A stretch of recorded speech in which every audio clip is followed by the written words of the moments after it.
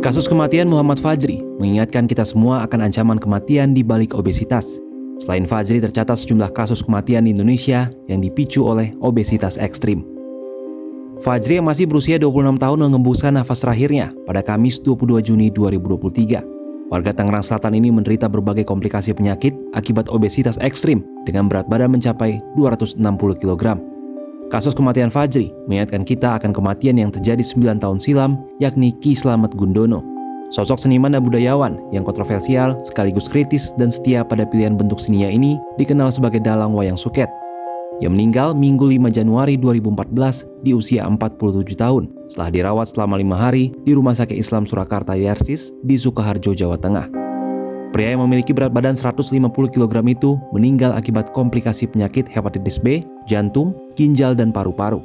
Sebelum dilarikan ke rumah sakit, ia mengeluhkan kakinya bengkak, namun ia masih setia mementaskan wayang suket di Yogyakarta dan Tegal. Lalu ada juga Titi Wati, seorang ibu rumah tangga asal Palangkaraya, Kalimantan Tengah, yang meninggal usai mengalami obesitas ekstrim pada tahun 2023. Kasus Titi sempat menjadi perhatian publik. Dengan berat badan mencapai 350 kg, ia kesulitan beraktivitas sehari-hari. Di tahun 2019, Titi menjalani operasi bariatrik atau operasi pengecilan lambung di RSUD Palangkaraya. Dengan operasi ini diharapkan berat Titi bisa diturunkan secara bertahap hingga 20 kg per bulan. Setelah operasi, berat badan Titi turun sekitar 100 kg dan gula darahnya pun ikut turun hingga di angka 150. Namun pada November 2022, Titi mengeluhkan sakit akibat kesulitan buang air besar. Akhir Januari 2023, nyawa Titi tidak tertolong akibat komplikasi dan infeksi saluran kemih. Dokter spesialis gizi klinik RS Immanuel Bandung, Johannes Chandrawinata mengungkapkan, terdapat sejumlah faktor penyebab orang bisa terkena obesitas. Pertama, karena faktor genetika atau keturunan. Biasanya, orang yang memiliki genetika memiliki risiko lebih tinggi terkena obesitas. Namun faktor paling signifikan ialah lingkungan. Pola makan tidak sehat seperti mengonsumsi gula secara berlebihan dan minimnya aktivitas fisik bisa menjadi pemicu obesitas. Johannes menambahkan, ada banyak penyakit yang mengintai jika tubuh seseorang kelebihan berat badan. Obesitas memicu tekanan darah tinggi atau hipertensi, dan kandungan lemak dan gula dalam tubuh juga ikut meningkat. Faktor ini yang berpotensi menimbulkan penyakit diabetes dan gangguan jantung dengan risiko kematian. Tiga, dislipidemia, yaitu kolesterol LDL meningkat, trigliseridnya meningkat, ya, HDL-nya rendah, LDL-nya tinggi. Nah, kemudian juga bisa muncul perlemakan hati, ya.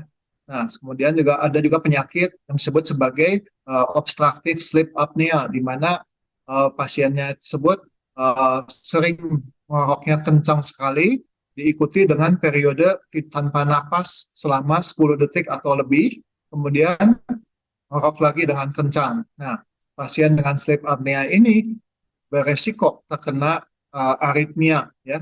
Aritmia itu gangguan irama jantung yang bisa menimbulkan sudden cardiac death, ya. Itu sangat berbahaya sekali. Harus segera diturunkan berat badannya dan dirujuk ke dokter spesialis paru, ya. Nah, selain itu juga bisa muncul perlemakan hati.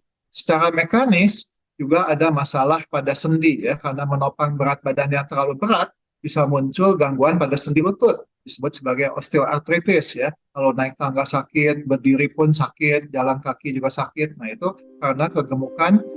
Berdasarkan laporan Kompas 13 April 2023, sebanyak 47,9 juta orang atau sekitar 17,6% dari populasi Indonesia mengonsumsi gula secara berlebih.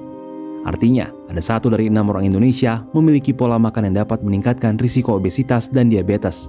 Sementara itu, data dari hasil survei BPS tahun 2021, aktivitas fisik orang Indonesia tergolong rendah.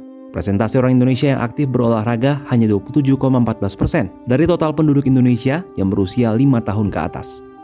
Meski demikian, menurut Johannes ada sejumlah hal yang bisa dilakukan untuk menghindari ancaman obesitas. Pertama adalah dengan memulai pola makan sehat yang memiliki kandungan rendah lemak dan gula. Kedua, rutin melakukan olahraga minimal 30 menit setiap hari.